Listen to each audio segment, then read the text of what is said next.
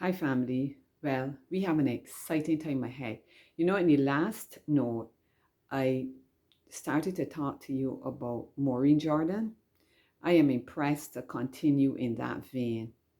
I contacted her dear husband, Brother Jordan in Barbados, and we both agree that I could use this opportunity to more or less pay tribute to Maureen and to memorialize her. So that is essentially what I'm going to do. The other thing too I want to quickly say is that the book is not in Barbados as a hard copy really. It's only the e-copy you can get.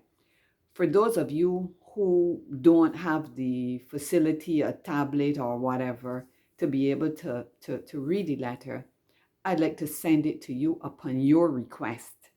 My email is Nola, as though you have an email address.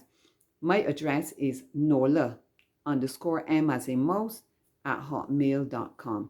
You just send me something there saying send a letter, and I will send it to you because this is a letter that needs to be read.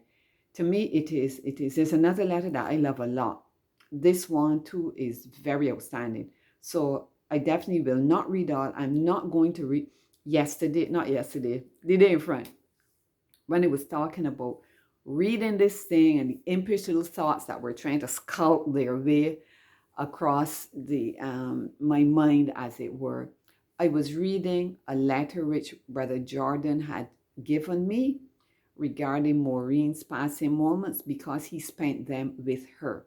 So this note, no doubt, it's gonna take me more than one note to cover this, but I think it is so important, and I'm extremely thrilled and happy to be able in this forum to pay a tribute to a wonderful woman of faith, a woman of prayer, and my friend that I loved. Right, so let me get started. At the end, when 5 minutes of approach and I'm not finished, I will carry on into the next note. So you know what? You're gonna have to come back. All right, so I've got the big fat book. Prayer letter number 32, More Than Conquerors. And the lead text is Romans 8, 35 and 37. Who shall separate us from the love of God, etc. So the date here, February 2007. My dear road runners, that's what I call my readers at that point in time. Well, my encounters have not ceased. I must tell you about this amazing one with a friend called Maureen. I pondered whether I should use a pseudonym, as I have done with my other encounters. However, I decided against it. Maureen's experience is so gripping and almost surrealistic that I will not camouflage her identity. I first met her when Darklyn joined her preschool. I always liked her and found her consistently sociable, affable, and very easy to get along with. Darklyn was quite fond of her also. Maureen knew of my valley walk and was always quite encouraging. My first knowledge of her health challenge was when she told me herself, and by then she had already had an operation. We talked, and I shared some of the letters with her. She enjoyed reading them and responded very positively.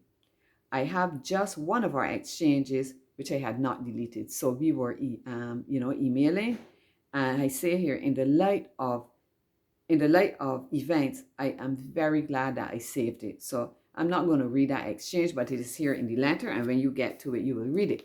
All right, so I have to skip over now to another page. I'm picking and choosing since I can't read the whole letter. Right. So, so what I was reading, right, what Brother Jordan gave me was the letter he had written. So I pick up here now. Written with candor and authenticity, Brother Jordan's description carried me along, and I found myself walking with him, gripped in the throes of the moment, caught up in the incredible drama of the last leg of Maureen's journey. You know when I told Pearson born on Morning Barbados that this thing got in some encounters that even Huckfin and Ventures cannot compare with? It really is true. And the thing is, it is not fiction. It's all very real. All right, so let me skip from this page now to another page, and I'm watching my time, which is actually gone. So listen, I can continue in the other note.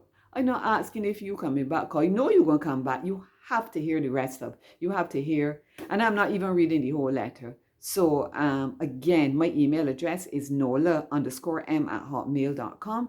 I will send you the letter to read, because I have it in my email thing there. Adventure is the word. I always say he who says the Christian life is boring, he never live it. All right.